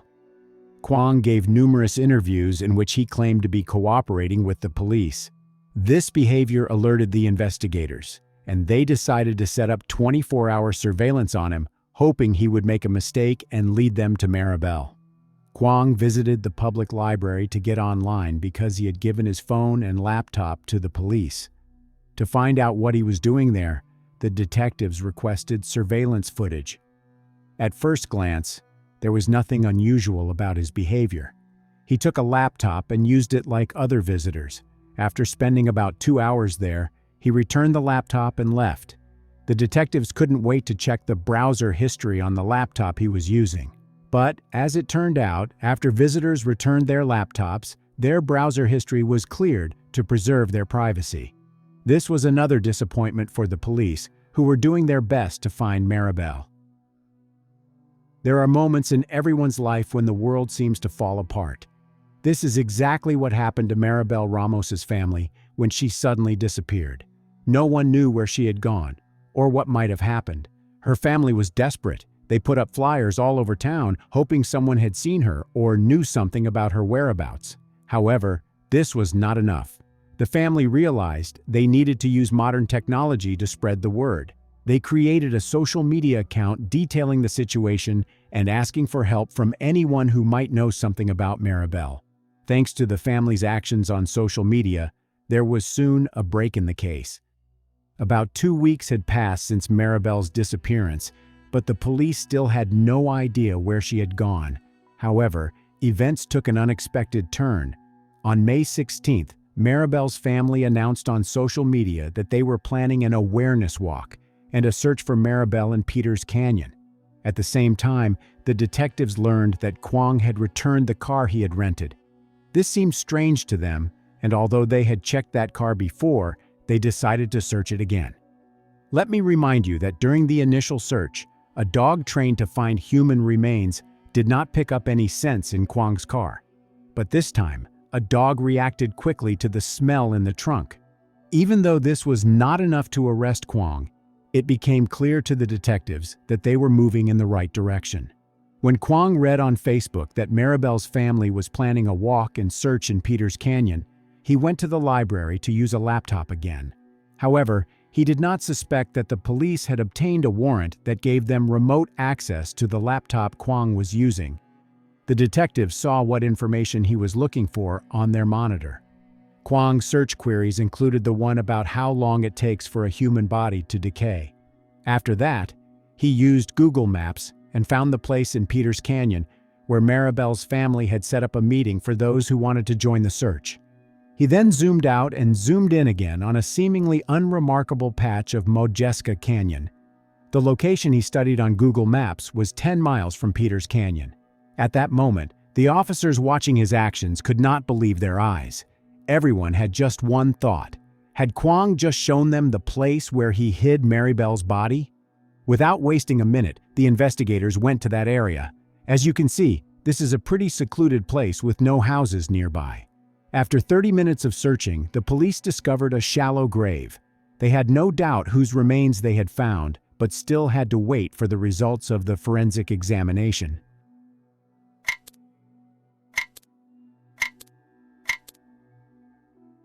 On May 17th, the police arrived at Maribel's apartment to arrest Kwong. When he saw the officers approaching, he tried to flee by jumping out of the window but was still arrested and taken to the police station. Now, Kwong no longer looked like the nice and confident person he had seemed before. He continued to insist that he was not involved in Maribel's disappearance and that he did not know where she was. He didn't know yet that the police had found the remains. The forensic experts identified the victim using dental records. The remains found belonged to Maribel Ramos. Due to factors such as weather conditions, the level of decomposition, and the body being in the habitat of various animals, it was impossible to determine the exact cause of her death. Kwong was charged with multiple counts. Death is always a tragedy that leaves an indelible mark in the hearts of the deceased person's loved ones. The family of Maribel Ramos faced this tragedy when their beloved daughter and sister suddenly disappeared. They didn't know what had happened or where she might be. They put up flyers all over the city, created a social media page detailing the situation, and asked for help from anyone who might know anything about Maribel. But 2 weeks after she disappeared, the family's hopes came crashing down. They had to go through grief, pain, and despair. But they found the strength to move on. They remember Maribel and they love her. The trial took place in 2014. Because Maribel Ramos's remains were too decomposed to determine her cause of death, the authorities were left only to speculate how Kwong might have taken her life. The prosecutors alleged that Joy was in love with Maribel Ramos, who did not feel the same way about him. Kwong and Maribel argued on May 2, 2013, about rent. Given that Maribel had combat training and could have easily overtaken Kwong in a fair fight, they hypothesized that Kwong must have ambushed her. The investigators suggested he snuck into her room in the middle of the night and smothered her in her sleep. He then put her body in the trunk of his rented car and drove her to a remote location. There, he had to make his way through stretched barbed wire, which left scratches on his hands. Since the police dog did not detect the scent during the initial search of Kwong's car, there was a possibility that he had transported Maribel's body more than once. But there was no evidence for this theory. There was very little forensic evidence tying Kwong to the crime. However, during his trial, the jury heard how Kwong had become obsessed with Maribel, how Maribel had called the police to report that she was afraid of Kwong, and how Kwong had pinpointed the exact site of her burial on Google Maps. Kwong pleaded not guilty. At the trial, he stated, "Family wants me to apologize, which I cannot apologize for something I haven't done. Maybe someday truth will come out. Maybe I'll just die inside prison. I miss Maribel more than anyone. I think about it. I've been here about 440 days in the jail. I think about it almost every day." He also said he never Googled the location of the gravesite in Modjeska Canyon. "No," he said. "In my assumption, I was set up, straightforward." Kwong said they did go on one cruise together, but slept in separate beds. "We always maintained we were good friends. We were platonic friends. She was like my sister," he said. When asked who took Maribel's life, he replied that he did not know. Kwong's lawyer, Adam Vining, called him odd during his opening statement but insisted that his client had nothing to do with Maribel's death. "A crime will be proven here," said Adam Vining, "and the crime that will be proven here is improper disposal of a body." Vining said Ramos returned from her years of combat with PTSD, and she was prone to paranoia.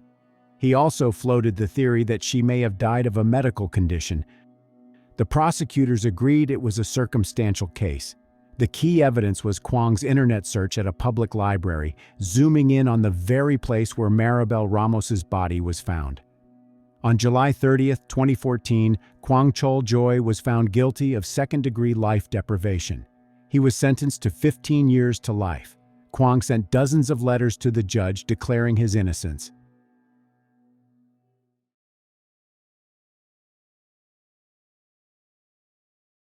In this video, we take a look at events that took place on January 13, 2019. Surveillance cameras captured 17-year-old Agustina Imvinkelried all alone, leaving a bowling club she had gone to with her friends. Several hours later, it became evident that Agustina was missing, and her family started looking for her.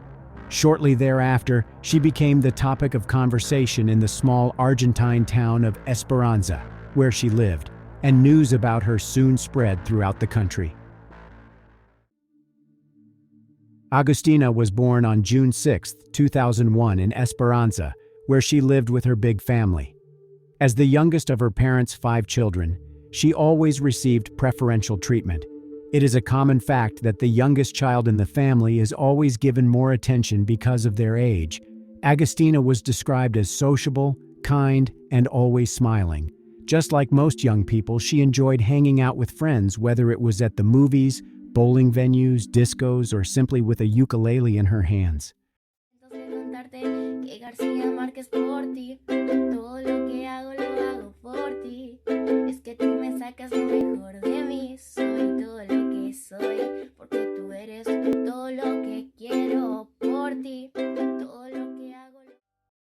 Esperanza is a small town of slightly more than 40,000 inhabitants, with most of its residents knowing each other. The town's limited amount of entertainment options contributed to the fact that all the young people there inevitably ran into and knew each other in one way or another. Thus, Agustina's parents got worried but were not afraid for her, permitting her to go out and spend time with her friends, their only condition being that she must stay in touch and send her whereabouts. On Saturday afternoon, January 12, 2019, Agustina's father dropped her off at a friend's house where a group of about 6 people were planning a get-together. The girls had arranged that once everyone was gathered, they would head out together to a nightclub and bowling center called Teos. Agustina told her father that she would spend the night at a friend's house after exiting the club and come back home in the following afternoon. She was dating a guy named Nahuel. They seemed to get along well and their families knew each other. That night, at about 1 hour before midnight, Agustina messaged Nahuel and asked him to go to the club, but he refused, telling her that he was tired. Later, the young man would come to regret staying home that night. Agustina and her friends were having a great time at the club. They had carefree fun, danced, and enjoyed the music. By 5 a.m., the friends had decided it was time to leave, but Agustina encountered another group of her friends who were also at the club, and she decided to spend some more time there. Thus, the group separated. Her friends headed home while Agustina continued with a different group of friends. At 5:40 a.m., a surveillance camera captured Agustina walking out of the venue carrying a cell phone. Upon leaving the premises, she went to a fast food stand. Agustina waited for her turn, received her order, exchanged a few words with an acquaintance, and proceeded towards the road.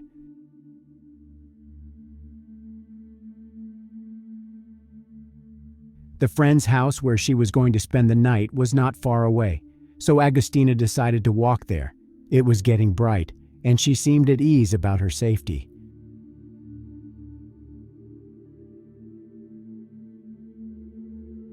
There were no sidewalks, as you can notice, and one could only walk along the side of the road.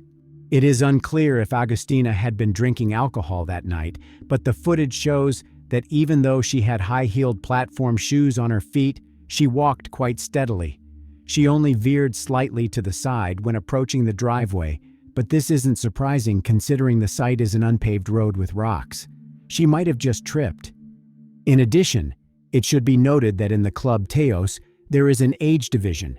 One zone is reserved for those under 18 years old, so alcohol is not sold there. Agustina eventually never arrived at either her friend's house or her own home. Her parents had always been aware of her location because she had always told them. This time, however, when morning arrived, they noticed that their daughter did not text to tell them that she had made it to her friend's house and that she was all right. So they became worried and tried to reach Agustina but didn't manage to do so. Her number was unavailable. The parents knew that she was expected to stay the night at a friend's house, so they contacted her friend, who informed them Agustina had not returned from the club. The friend also told the troubled parents that Agustina had remained at the club with another group of people. After contacting all of his daughter's acquaintances and finding that no one had any idea where she might be, Agustina's father called the police and also started searching for his daughter on his own. Daniel M. Winkelried was a well-known man in town, being the president of a local soccer club and owner of a small company for manufacturing and selling furniture. When they learned that he was in distress, many locals volunteered to assist with the search. Agustina's friends were able to raise awareness of the case via social media, resulting in it being covered on television news programs. Having commenced the investigation, and with the knowledge that Agustina had been at Teo's club all night, police officers headed there to speak to potential witnesses and examine the surveillance camera footage available at the venue. Aside from footage showing Agustina walking towards the road, this revealed nothing new. The officers then, aware of which way she had gone, began questioning people that lived by the roadside, along with the staff of various businesses in the area. It was possible that somebody had seen or heard something, and any kind of clue was significant. One of those who heard about Agustina's disappearance through social media was a friend of hers named Brian. After noticing the big number of posts devoted to finding Agustina, Brian contacted her father, Daniel, and told him that he had seen Agustina outside Teo's club around 6 a.m. He had been driving along and spotted her standing on the side of the road speaking with the driver of a silver car that had stopped next to her, a few hundred meters away from the club. Brian proceeded down the road, but he immediately grabbed his phone and called Agustina. He asked if she was okay and whether she might need a ride home. She said she was fine, and that the man driving the silver car had stopped and warned her that it was not safe to be walking on this road as she might be hit by traffic. She accepted Brian's offer to give her a ride and stated she was going to a friend's house. There was a gas station a few hundred meters from where Brian spotted Agustina, so he decided to stop there, wait for her, and fill up the car. When Agustina didn't show up at the gas station 15 minutes later, Brian decided to go get her himself, but she was nowhere to be found. His efforts to contact her were also unsuccessful, as she did not answer. He didn't give it much thought at the time, assuming that Agustina had just gone right to her friend's house and had forgotten that he was waiting for her. Given all these facts, the primary clue was a silver car. Brian couldn't say for sure what brand and model the car was, but according to him, it was fairly old. The man sitting in the driver's seat could have possibly been the last person to see Agustina. The possibility that he might have been linked to her disappearance was also not excluded.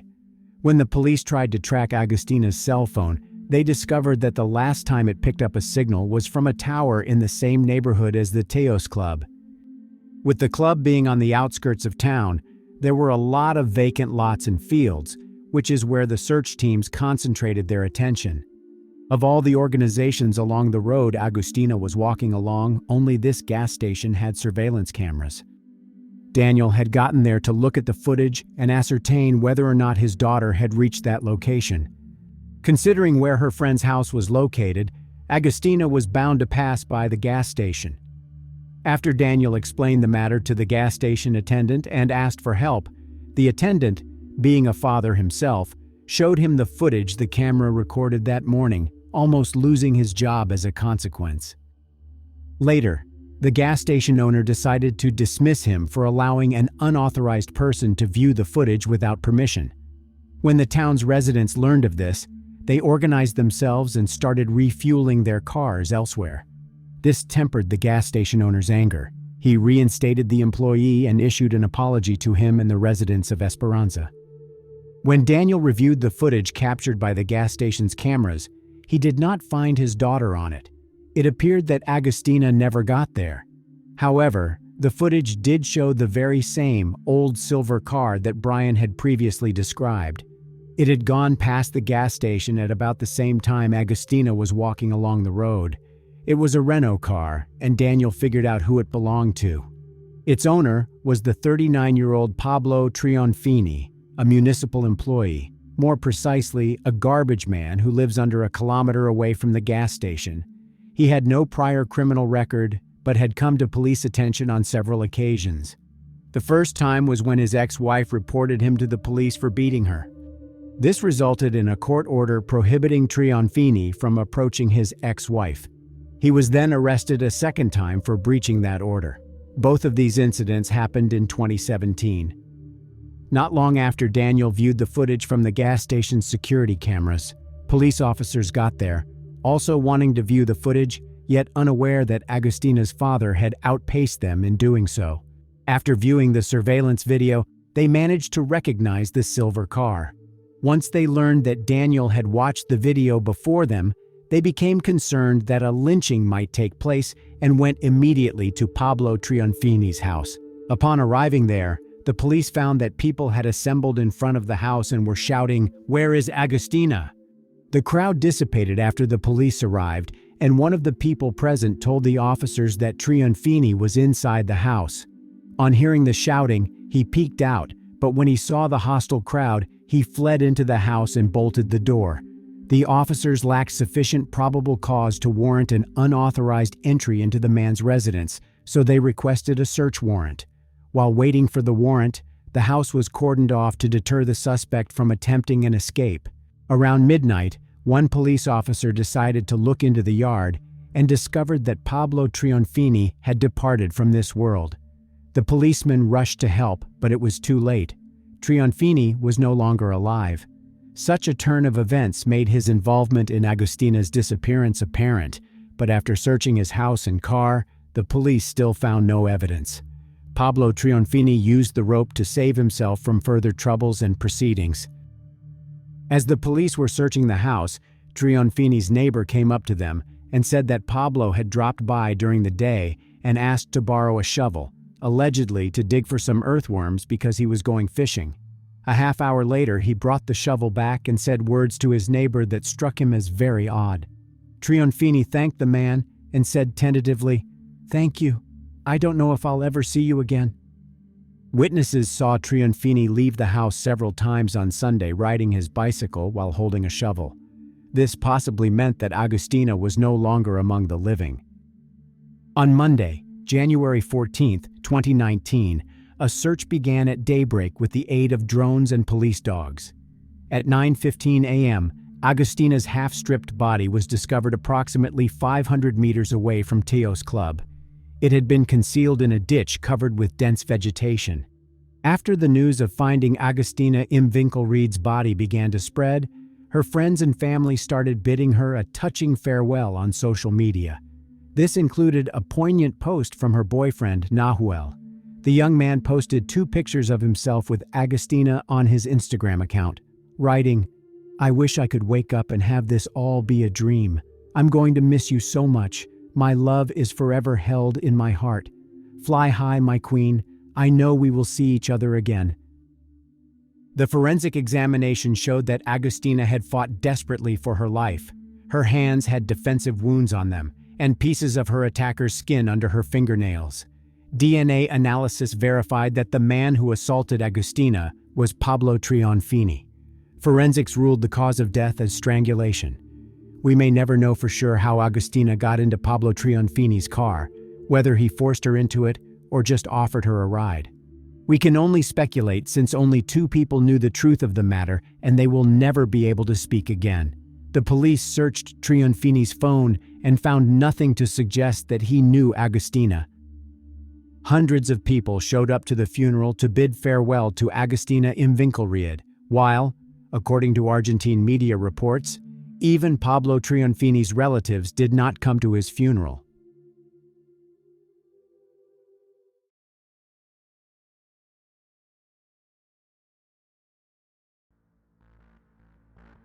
In this video, we'll discuss the story that occurred in Pennsylvania, US in 2014. When 33-year-old Jessica Paget left work to send a fax and never returned, her family filed a missing persons report. CCTV footage helped to solve this case. What happened to the woman was so shocking that the jury refused to watch the video evidence presented by the prosecutor at the trial.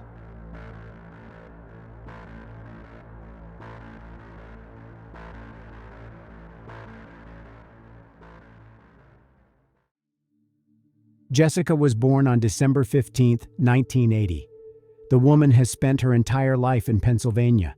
She was a very energetic and cheerful child. Her parents, Thomas and Danelle, divorced when she was still a child. Soon, her mother married another man, and Jessica considered him her second father. After graduating from high school in 1998, she went to college to study preschool education. While studying in college, Jessica met a guy named Michael Paget. They started dating and then living together. During the 8 years of their relationship, the couple had 2 children. However, they decided to marry each other only in August 2014. Some sources also claim they had another child, Michael's son from a previous relationship. Michael was a caring father and husband, but like in any other family, there were ups and downs in the couple's relationship. Still, Jessica was happy with Michael. And then, just 4 months after the wedding, she disappeared. For 2 years, she worked at a kindergarten in Northampton. She liked this job because she loved children and knew how to find a common language with them quickly. This connection was mutual. The children liked Jessica and enjoyed spending time with her. On November 21, 2014, she took her older children to school and then went to work with her younger son. The latter went to the same kindergarten where Jessica worked. It was an ordinary day. Nothing foreshadowed trouble. At lunchtime, Jessica approached the administrator and asked to leave work for a while, as she needed to send a fax from the house of her mother and stepfather, who lived in a rural area near Northampton. The administrator allowed her to leave. Jessica went by car, leaving her son in kindergarten. She was supposed to be back within half an hour. However, an hour passed, and Jessica did not return. Worried, her colleagues started calling her, but she did not answer. An hour later, the kindergarten administrator contacted Michael and asked if he knew where Jessica might be, saying that she left work for a while but never returned. Michael said he was at work and did not know where his wife was. He also said he would try to contact her himself.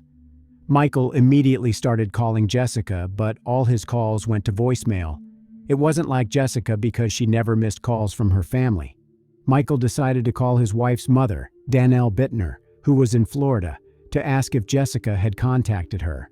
But Danelle had no contact with her daughter that day. Therefore, she immediately began to worry. She also knew that not answering the phone wasn't like Jessica.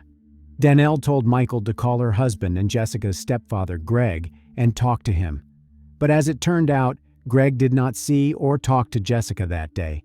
With each new minute, the relatives were getting more and more worried.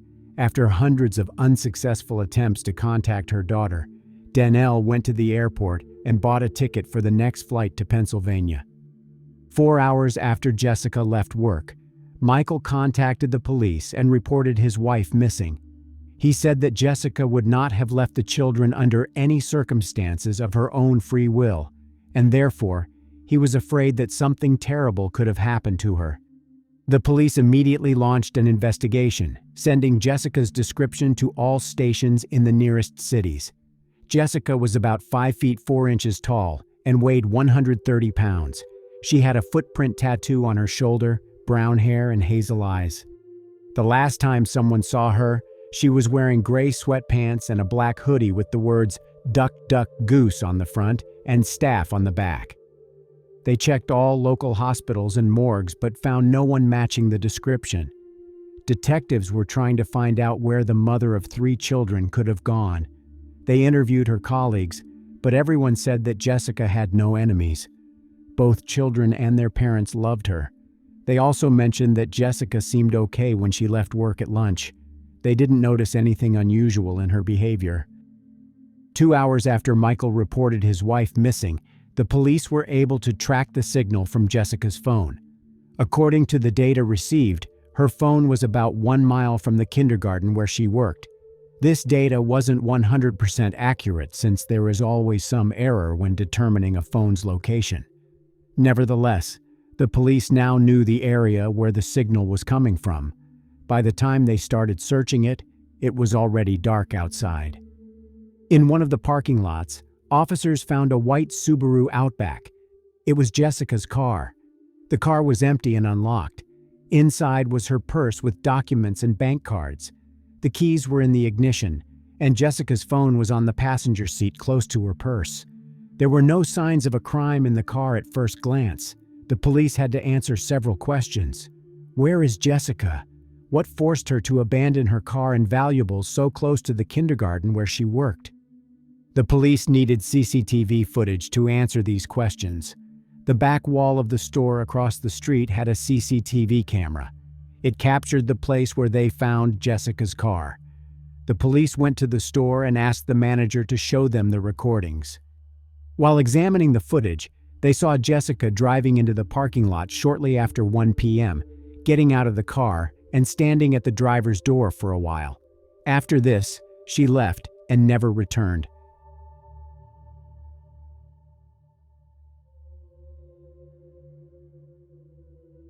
The investigators were at a loss as to why Jessica left her documents, phone, and keys and disappeared. Could she have gone into hiding of her own free will?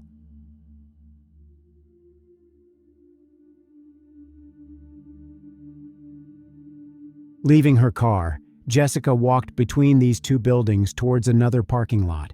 After that, she disappeared because there were no cameras there.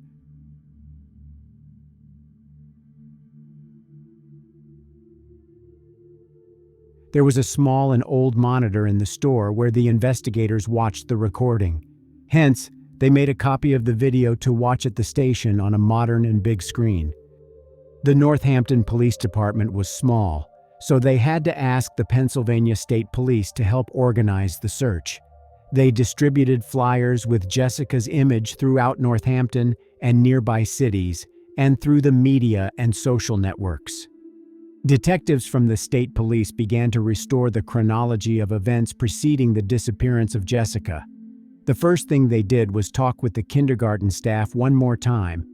After learning that Jessica left work to send a fax from her mother's house, the detectives went there, hoping to find answers to their questions. This house was about 4 miles from the kindergarten, meaning it was a 10-minute journey. Upon arrival, the detectives talked to Danelle and her husband Greg, from whom they learned that Jessica had keys to the house and she could come at any time. On the day of her disappearance, Danelle was in Florida, and Greg wasn't home either. Every sent fax appears in the device's usage history, but as it turned out, Greg's fax machine was faulty, so it was unclear whether Jessica was at her mother's house that day. Perhaps she decided to use another fax machine. However, it doesn't explain why she left her belongings in the car. Next, the detectives decided to talk to Jessica's husband, Michael. He said that on the day of his wife's disappearance, he was the first to leave the house. A friend picked him up, and they went to work together. They checked Michael's statement because it often happens that it is the husband who is involved in the disappearance or death of his wife. Meanwhile, they organized a search party. The media reported about Jessica's disappearance and asked everyone who had any information to contact the police. 2 days have passed since the woman's disappearance, and the police haven't had any new leads. To find out if Jessica had reached her mother's house, detectives started looking for surveillance cameras on her way. There was only one road leading to her mother's house. Next to this road, there was an Exxon gas station. It, of course, had surveillance cameras. If Jessica was going where she said she was going, she should have appeared on the recording from this camera. Watching the video, the detectives saw Jessica's car. She drove there around 12:56 p.m. It was only a few minutes from the gas station to her mother's house, and since the fax machine was not working there, she had to drive back soon. Looking through the recording to see if her car drove in the opposite direction, the officers saw something strange. Just 14 minutes later, the car reappeared in the footage. Her white car, going through the gas station at high speed, went in the direction where the police later found her car. And the way Jessica drove was peculiar.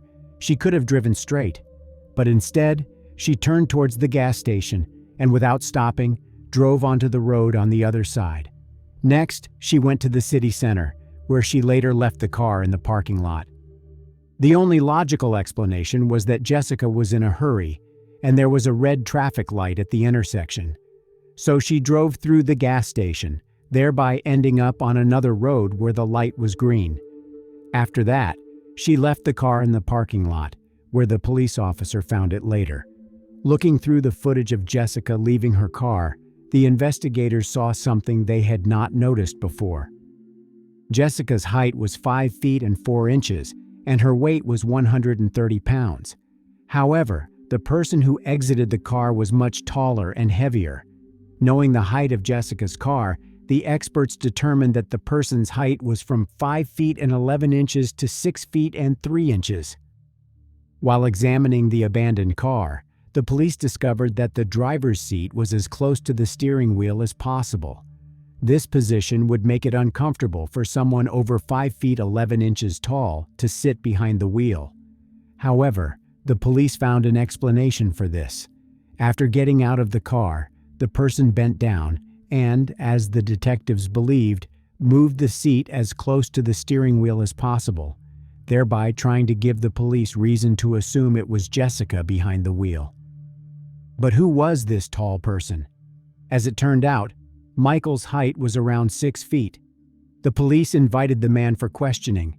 He stated that he was not involved in the disappearance of his wife, whom, according to him, he loved very much. He, as before, claimed that he was at work when the kindergarten staff called him. Detectives interviewed Michael's colleagues and received a report on the geolocation of his phone on the day of Jessica's disappearance. He wasn't lying. Michael was at work when his wife disappeared, which meant it wasn't Michael on this recording. It was the 4th day since Jessica's disappearance. It's hard to imagine the stress her children had to experience. Their life wasn't the same. The search continued but did not bring any results. Rewatching the recording of someone getting out of Jessica's car, the investigators puzzled over who it was. Once again, the officers noticed something they hadn't before. A minute after the unknown person disappeared behind the building, a white SUV, presumably a Ford, left there.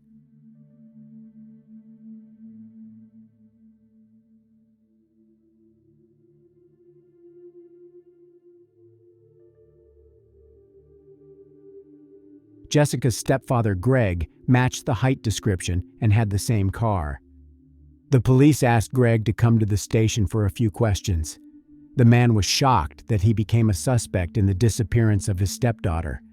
According to him, he left his car for repair at one of the service centers, and that day, a neighbor brought him there so that he could pick up his Ford. After that, he went to the Exxon gas station to eat something.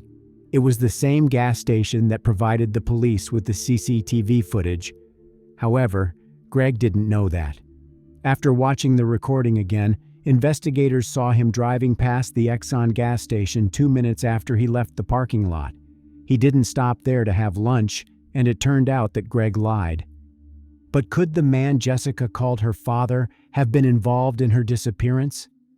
After talking to the man's neighbor, the detectives discovered she did not drive him to the car service. It meant Greg's whole story was a lie. Putting all the facts together, the investigators concluded that Greg was at home when Jessica arrived to send the fax. Maybe something happened, and Greg drove Jessica's car to the parking lot in the city center. A group of police officers went to the man's house. Jessica's mother, Danelle, allowed the police to inspect the house. One of the officers immediately went to the fax machine and discovered that Greg had lied about it not working. Moreover, the device's usage history confirmed Jessica did send that fax. Therefore, she was in her parents' house on her disappearance day.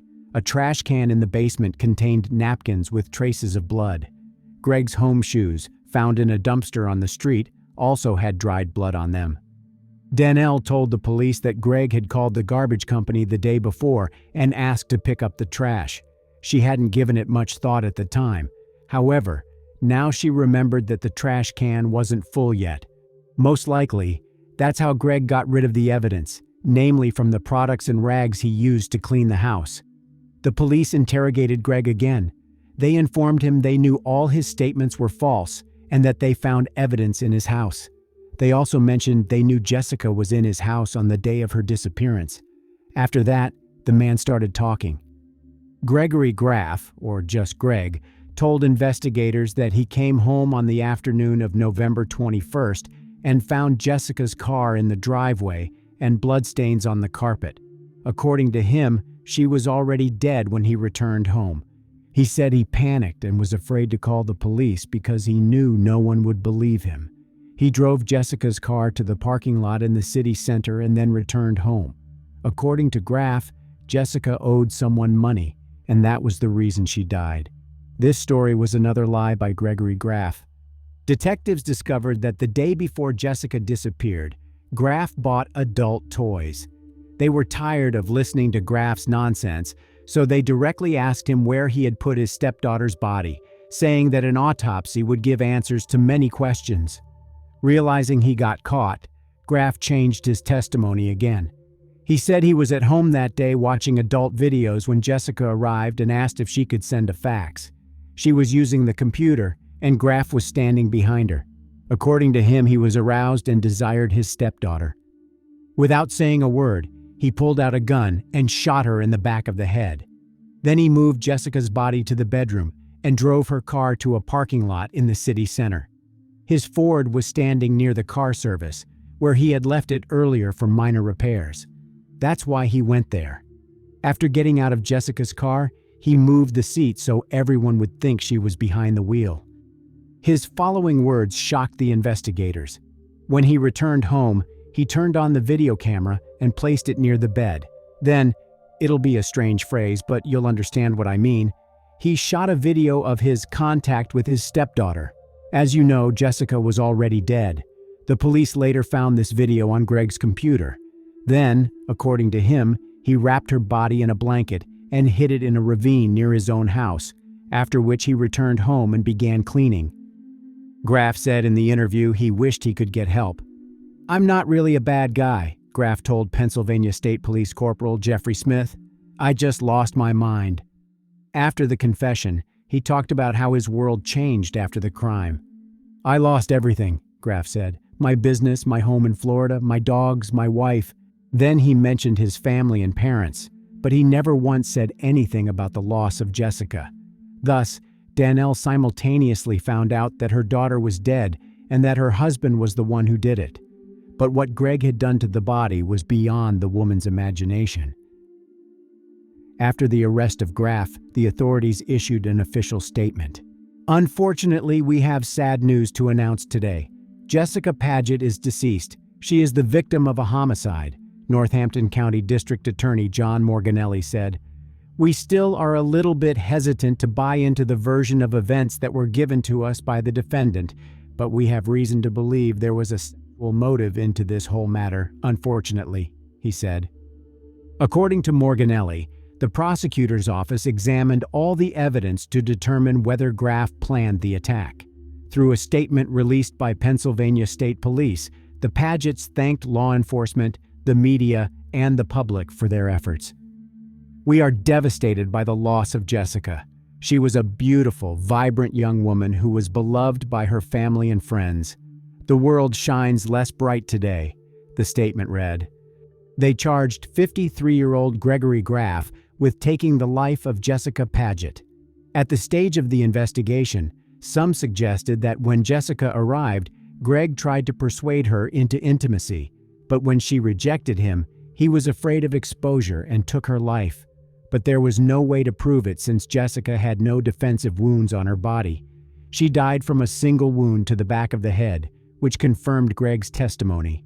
According to the laws of the state of Pennsylvania, the man could face the death penalty.